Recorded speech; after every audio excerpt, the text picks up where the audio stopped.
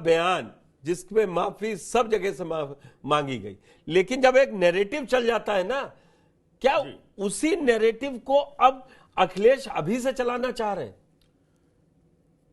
देखिए पुष्कर जी, राजनीति में बहुत सारे दांव ऐसे होते हैं जिनके दूरगामी परिणामों को निश्चित करके चालें चली जाती हैं, ये तय है। अब मैं नीरज चौहान जी, आप करणी सेना के प्रदेश के सीनियर पदाधिकारी हैं और उसके अध्यक्ष हैं। मुझे एक सिंपल सा सवाल इस पंचायत में आज जवाब चाहिए कि यदि किसी पूर्व मुख्यमंत्री के लिए कोई युवा बयान देता है कि मैं गोली मार दूंगा, अखिलेश यादव को सीधी सीधी on the record on media mic पे बोला एक युवा ने कि मैं गोली मार दूंगा अखिलेश यादव को, ऐसा ही बयान, अब आप समझिए मेरी बात को, कोई दलित समाज का युवा दे देता, आक्रोश है युवा में होता है, तो क्या स्थिति बनती, उस युवा की हालत क्या होती? मैं समझता हूं पैर में गोली लग चुकी होती और बुलडोजर घर पे चल चुका होता और वो हवालात में होता या जेल में होता। आखिर क्यों इतनी लचर कानून व्यवस्था है उत्तर प्रदेश की कि अपना और पराया देखा जा रहा है? भाई क्यों देखा जा रहा है? कानून की नजर में तो सबको बराबर तराजू में तोलना पड़ेगा, जो नहीं दिखाई दे रहा। अरविंद जी, आप भी संज्ञान लीजिए।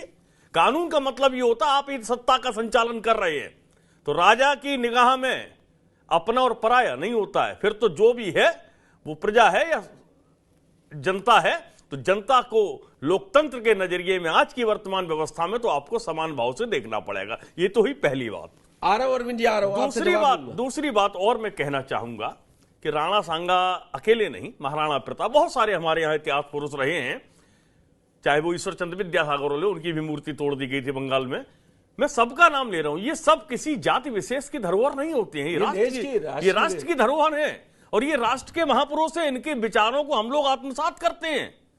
अब पर्टिकुलर अगर उसको एक जाति के लोग उठा लें या एक जाति धर्म के लोग उनको लेके आगे चलने लगेंगे, डॉक्टर भीमराव अंबेडकर बहुत शिक्षित व्यक्ति थे और उन्होंने इस देश को बहुत कुछ दिया है, तो अब आप ये कहते हैं साहब वो तो केवल दलितों के ही महापुरुष हैं, ऐसा नहीं है, वो सबके हैं। मैं यही कहना चाह रहा हूं कि अखिलेश यादव जी पर मैं आता हूं। अखिलेश यादव जी कल जैसे 19 तारीख को जा रहे हैं, ठीक है, आपकी पार्टी के सांसद हैं, उनके घर पर अगर कोई गाड़ियों में तोड़फोड़ इस तरीके की चीजें हुई, आपको जाना चाहिए, बहुत अच्छी बात है। मेरा एक प्रश्न इसके अलग हटके और भी है राहुल भारती जी आपसे। कासगंज के अंदर एक युवती के साथ, वो अपने मंगेतर के साथ थी, 10 लोगों ने रेप किया है, किसी के पैर में गोली नहीं लगी है, कहीं बुलडोजर नहीं चला है। कमोबेश वाराणसी में भी वही स्थिति थी 23 लोगों के साथ। अब मेरा प्रश्न यह है कि समाजवादी पार्टी जो अपना प्रतिनिधिमंडल हर घटना पर भेजती है, क्या अखिलेश जी कासगंज जाएंगे या उनका कोई प्रतिनिधिमंडल जाएगा उस परिवार को न्याय दिलाने के लिए? सवाल इस बात का है। मैं आता हूं इस पे, पहले एक एक तरह से ले लो। जनेन जी का रह गया, फिर मैं सबके सवाल लूंगा।